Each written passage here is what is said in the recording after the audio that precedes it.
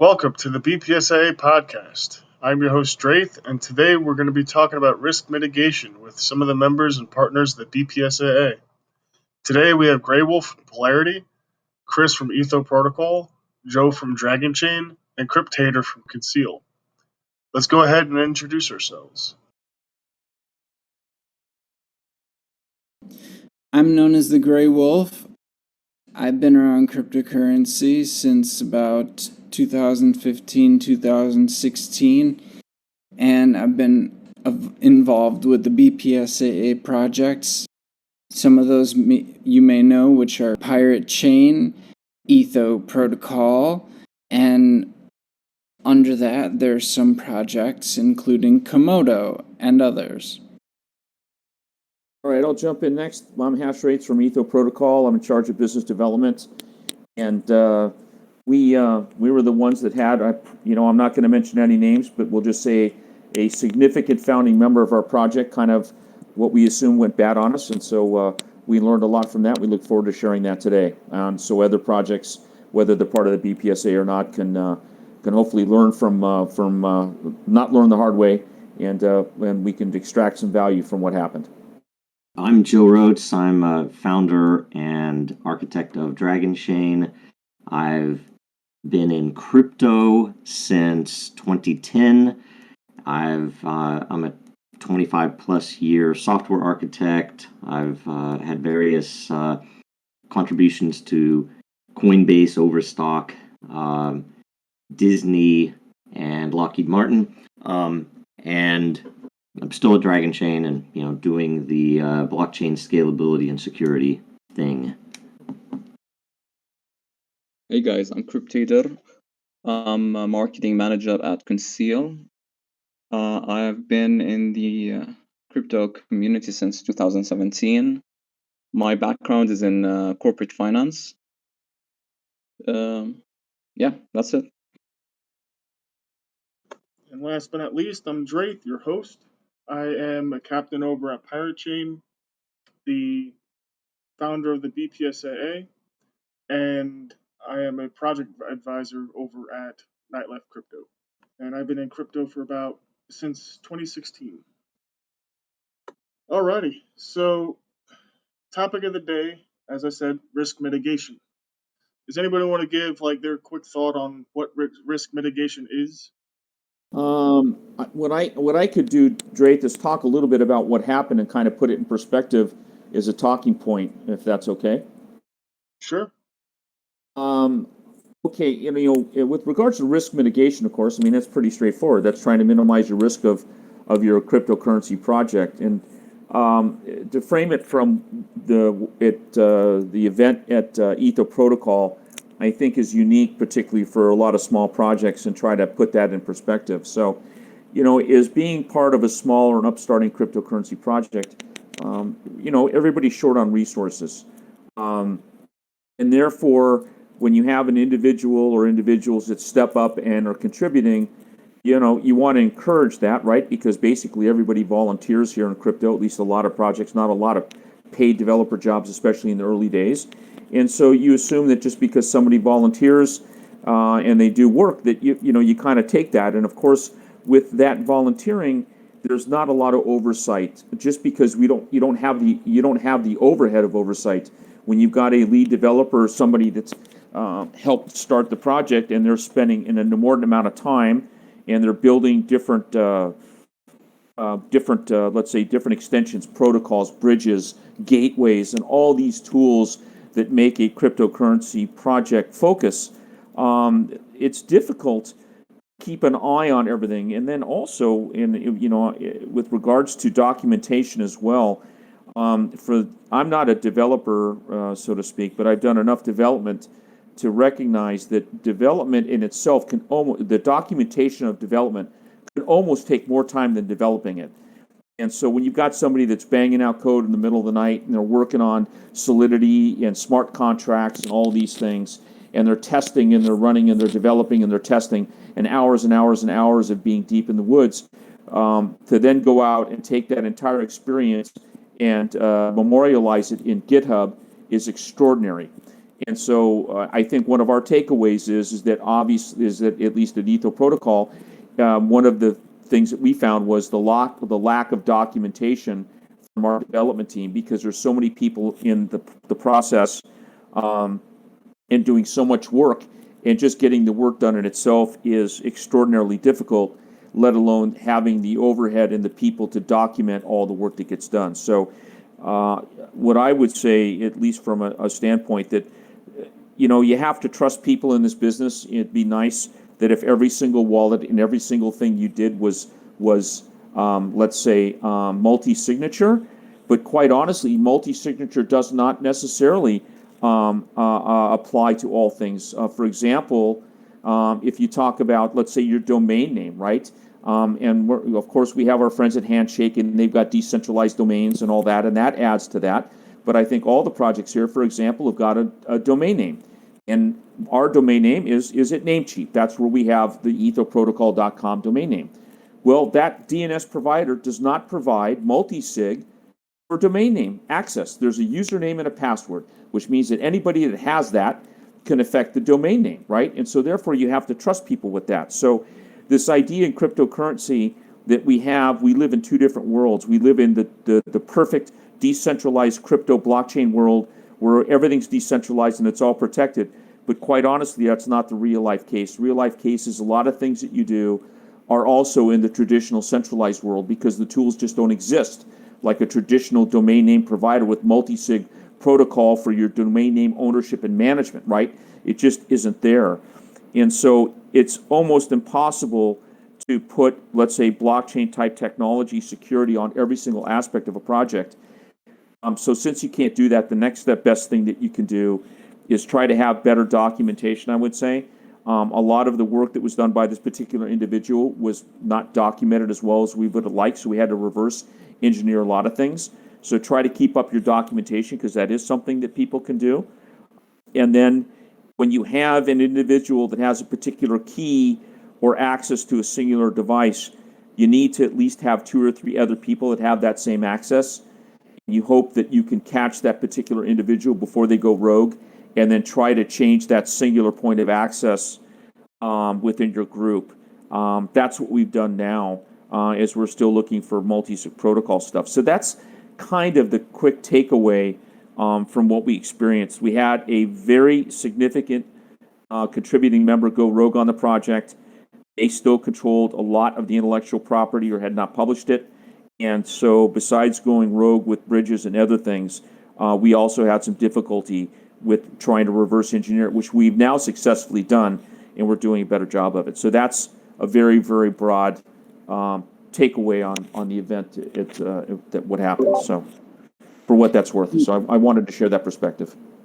Thank you, Hashrates, for sharing that. That whole discussion really begins to kind of dive into the kind of overarching topic of today of risk mitigation, and also highlights one of the most important facts about cryptocurrency that I think is most relevant to today, is that what cryptocurrency really does is provides accountability, right? So if we structure an operation, maybe it's a gateway operation, or maybe it's a bridge operation, as soon as you structure it, who holds what keys, and from there, everything's on chain. So if there's an action that occurs, you have a direct line of accountability that you can now dial back to actually go, hey, yo, WTF, what was up with that? And why did you propose that transaction?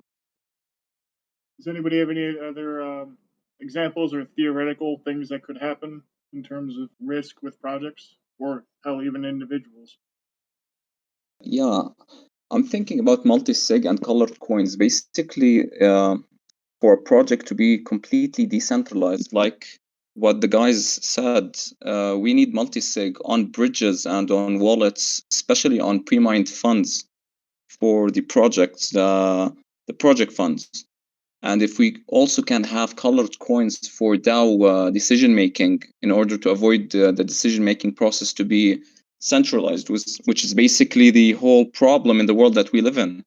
The whole problem, the world that we live in, is based on centralized decision making. I mean, that's what crypto came out of to solve. crypto should be decentralized.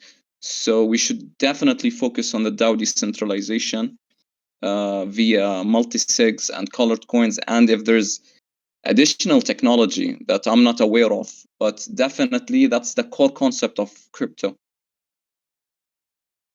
Yeah, one of the things that I could say in terms of risk mitigation is we have a bridge for Pirate for the wrapped token on BSC. So a user can transfer their actual R over to BSC and collect and receive WAR on the opposite side.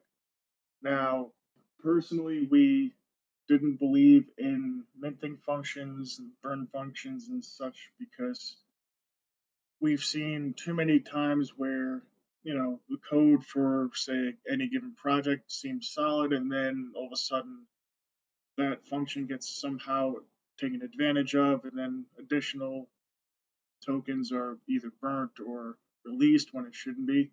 So what we decided to do was use a vault called Gnosis, which is a multi-sig vault, and we threw in 10% of the minted tokens into the bridge itself.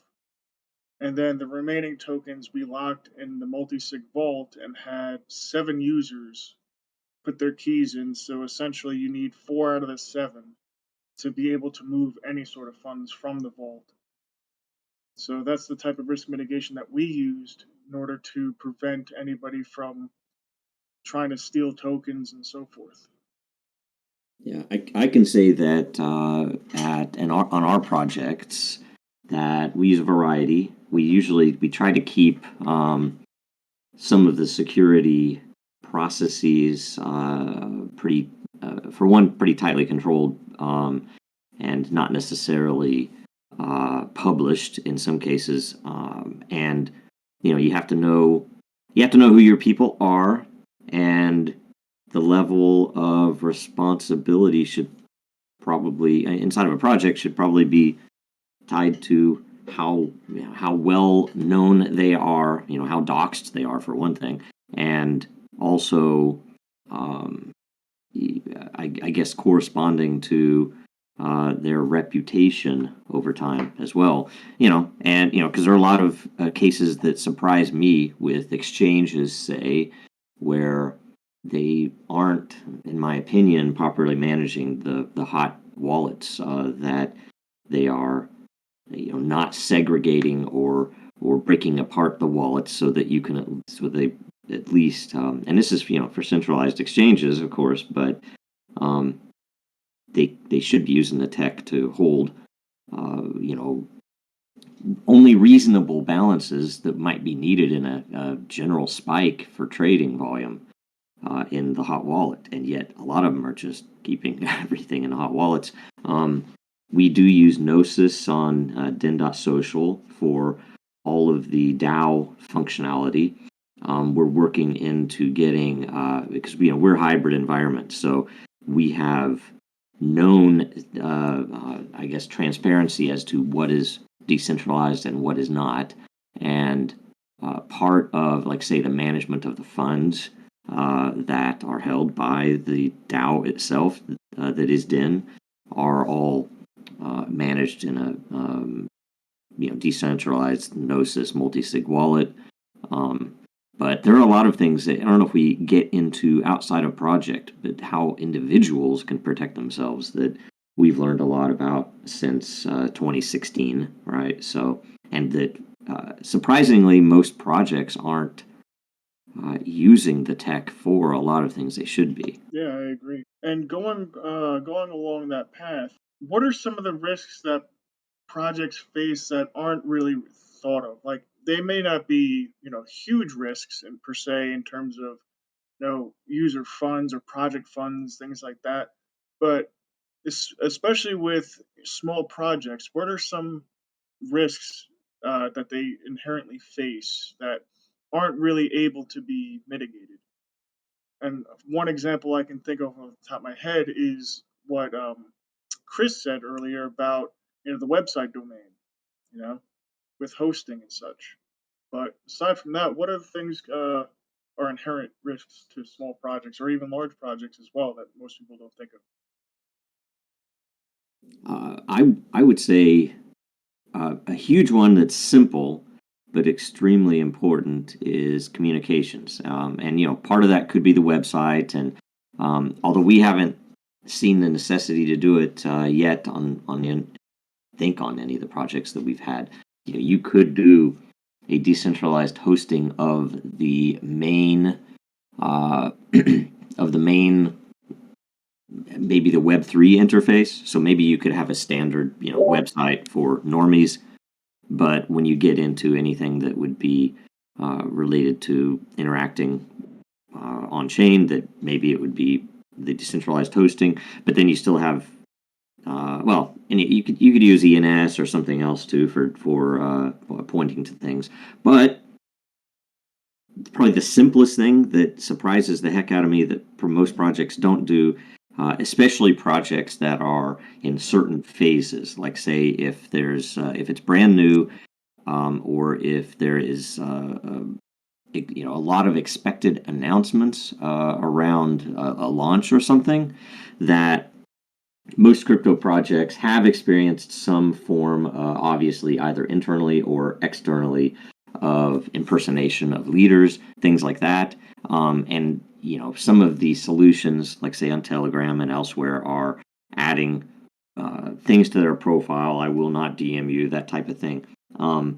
And it's frustrating that a lot of the traditional world platforms for communications, like Twitter, Facebook, LinkedIn, Discord, don't really, in my opinion, have very, very much quality in their identity controls, where you wouldn't have to have even blockchain related or crypto related capabilities, but you could have registered, declared, known public keys, and that we used this back in 2016 because we had a year after we left Disney where it was open source world and we weren't doing anything like putting out tokens or anything else. And all of a sudden, when we started to veer down there, we got very focused on educating the community that, hey, if ever we have an important announcement, about tokens or about releases or about anything else, and it's not signed, cryptographically signed with this Bitcoin. In fact, it was a Bitcoin address at the time. Then then it's fake, right? And it was beautiful because then when we would have people coming in with a very well-crafted impersonation of me, because Slack sucks, it people, and it would be in the middle of the night when our whole team was asleep in West Coast US, and everybody though in the community from around the world would say that's fake, that's not Joe, it's not signed, right? And that was remarkably effective because we'd already educated people. They knew not to trust something unless it was signed with that key, and it was amazingly powerful. We during that entire, think about this. This is in the late 2017 stage of token sales. We did not have a single community member lose $1 or any other value to any of those scam artists that would come in and try to get people to throw in a couple of grand on oh my gosh, they just did a surprise announcement of a token sale, right? And if the rest of the world just did that, you would have a significantly less or fewer mistaken issues. So anyway, that's a huge one, and that's already doable in various ways. Yeah, going along the same line with communications, specifically in Telegram, there's a ridiculous amount of impersonators for various projects and so forth. And you'll see a lot, especially if you own a project or part of a project team, you'll get tons of messages from supposedly people that are part of an exchange and looking for quote unquote listings. Or if you're an individual, you may get a message from an impersonator that's supposedly on the team of one of the Telegram chats that you're in.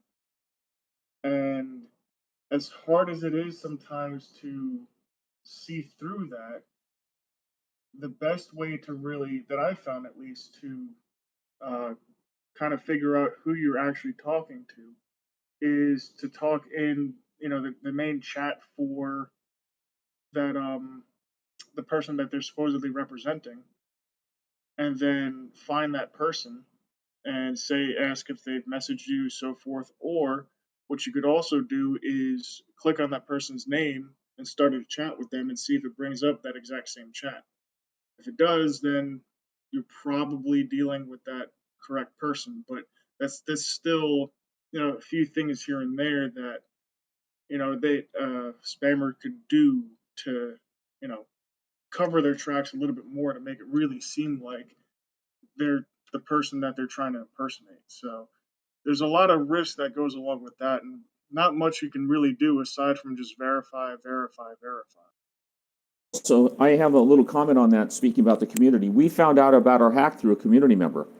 So again, being a smaller project with resource constrained, we had a user reach out and say, "Hey, by the way, did you guys know this was going on?" He was digging around and looking around or whatever, and we immediately gave it to our dev team, and then they started poking around and they said, "Oh my gosh, this is not good." And so, like the guys at Dragon said, the same thing about having people put up a fake key or don't download it. So, thinking about what a smaller project could do that's cost effective would be, encouraging community. I don't want to say tattletales because that sounds so dumb, but if you see, if you have a philosophy in the community or I'm trying to think of the word I'm looking for.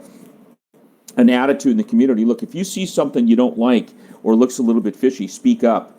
And that sometimes gets drowned out with the noise, right? You've got a lot of newbies coming in, and what's MetaMask, and how come this guy told me he wants my keys? And so you fight so much of that garbage, right, on Telegram with people that are coming in and trying to impersonate and all that. And so you have to cut through some of the noise. But I would say having an attitude within your community to say, look, we're all in this together. And our community, speaking of which, was shockingly supportive. I think of everything that happened, we had one person out of hundreds, maybe thousands of wallet holders that said, "You guys suck." Everybody was great and supportive. So, in embracing your community and saying, "Look, we are resource constrained. We need eyes. You're part of this community. If you see something you don't like, let us know." And maybe it might be more just thinking out loud than just saying, well, hit a mod on Telegram or Discord and let the guy with the mod symbol on his name know that something's weird. Maybe putting up like some type of, I don't know, some type of email, or not an email because that can be difficult to deal with. Some type of form page, or I don't know, something to encourage people if they see something that doesn't look right. Right, that could be cheap. Insurance. So I just wanted to kind of dovetail in on the community involvement, and that's what saved us. God knows how long it would have gone even farther than it should have without the community members speaking up.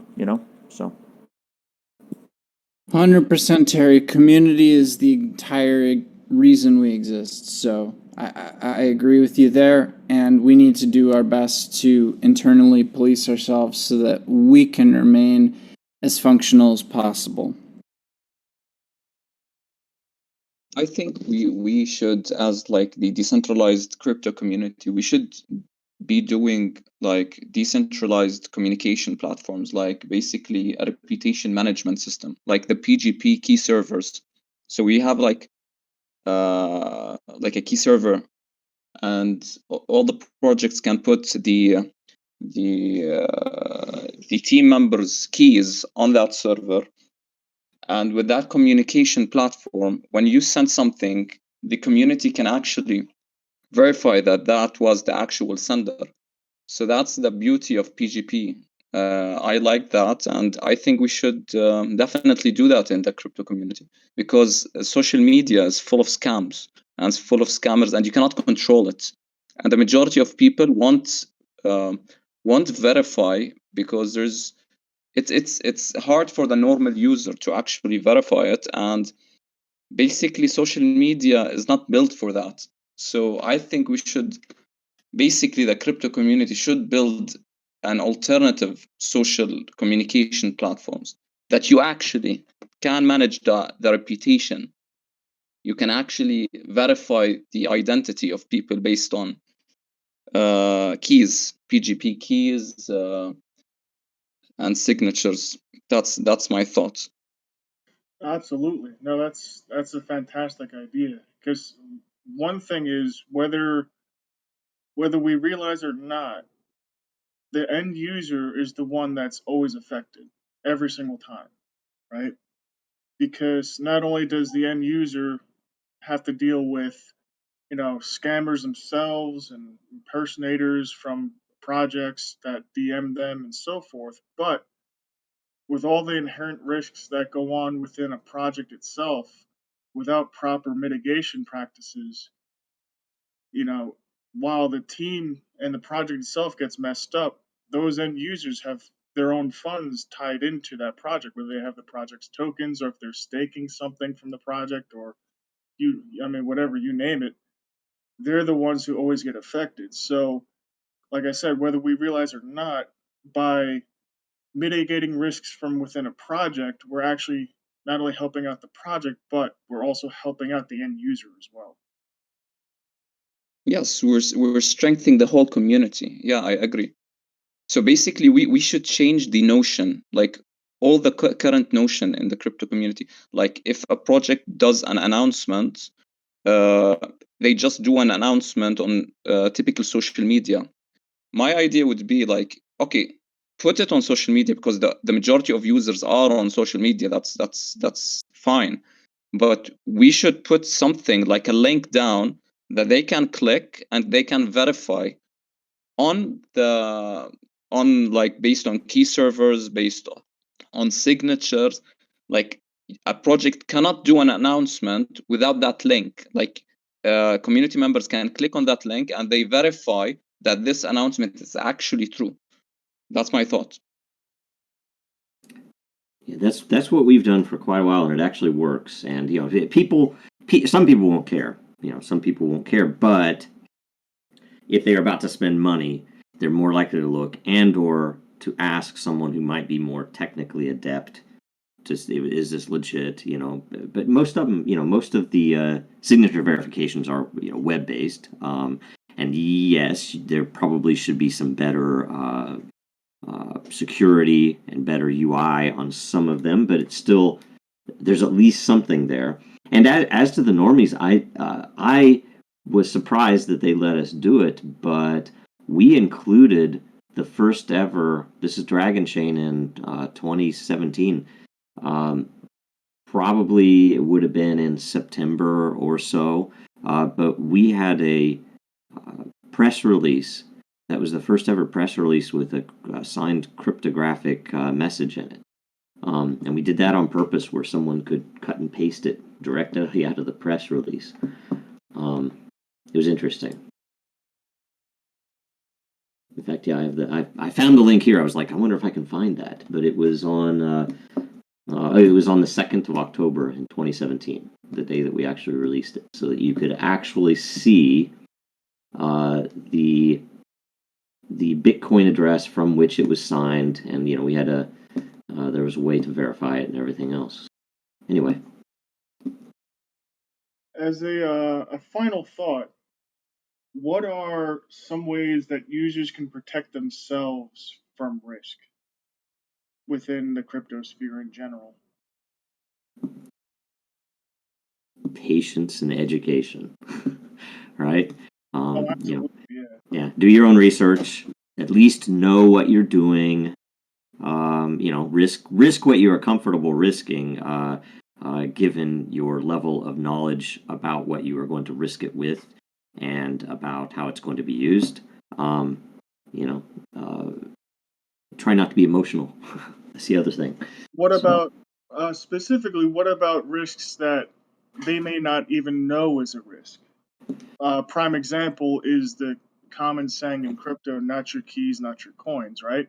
So The risk that's actually talking about is if you have your funds stored in an address where you don't actually control the private keys to, technically it's not your coins or tokens. It's not your funds. So that being said, centralized exchanges that people use, those people don't actually own the private keys to their own funds in the wallets that are stored on there. So if you're not trading any funds, or if you're looking for a way to just store funds somewhere, depending on what coin or token it is, generally you want to download the official wallet from that project and store your funds there. Or if you have a multi-coin wallet that's reputable and that has the coin or token that you're trying to store in built into it, you can store it there. As long as you own the private keys to that address and nobody else has that private key, you can pretty much consider yourself safe. Yeah, and I can say about that. Sorry, I'll make it real quick.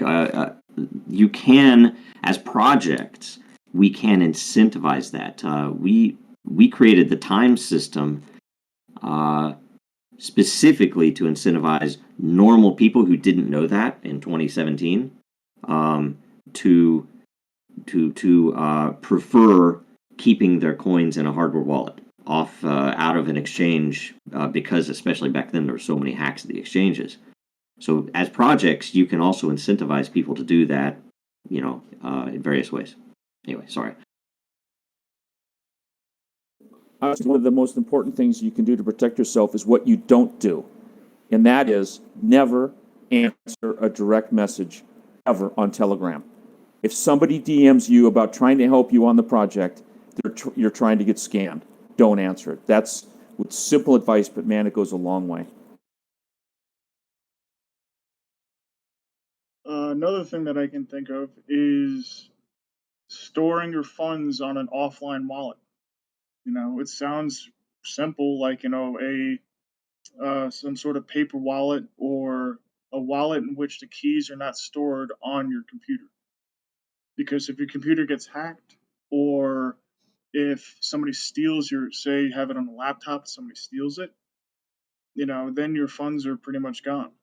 So one of the best things to do that I personally do is I back up all of my keys on a separate hard drive. I have them printed out on paper and stored somewhere safe. And on top of that, I just don't really use wallets that on my computer at all unless I'm going to be transacting with those funds in a time period that's close. There's no shortage of things that you can do to protect yourself from other users or hackers or you name it. Yes, exactly. I mean, in a bank account, you would want the bank to have the utmost highest security level. Why wouldn't you do that in your crypto? Basically, and now a lot of people are having significant amount of their net worth in crypto. So I definitely support, and I personally do it. Like you said, back up your seed on offline and online, different mediums. Like a seed, you can back up it like 3 times. You don't have to back up one seed like one time. You can do it on a piece of paper, on a metal sheet. There's like products like crypto steel. I like that. And you could do it on a USB drive. You can do it on a different hard drive.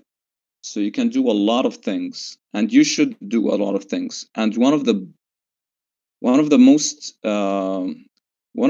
newbie things that people actually do in crypto is the lack of understanding. They don't understand what crypto is all about, why crypto actually was invented in the first place. So they're doing a lot of bad decisions, bad investment decisions, and they're losing a lot of money. So they have to educate themselves, and they have to back up the seeds on multiple mediums, offline and online.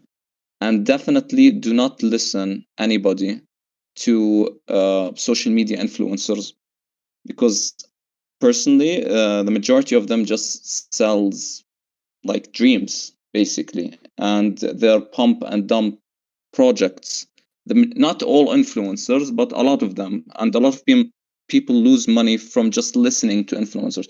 So you have to invest in your education. That's the first thing and the most important thing.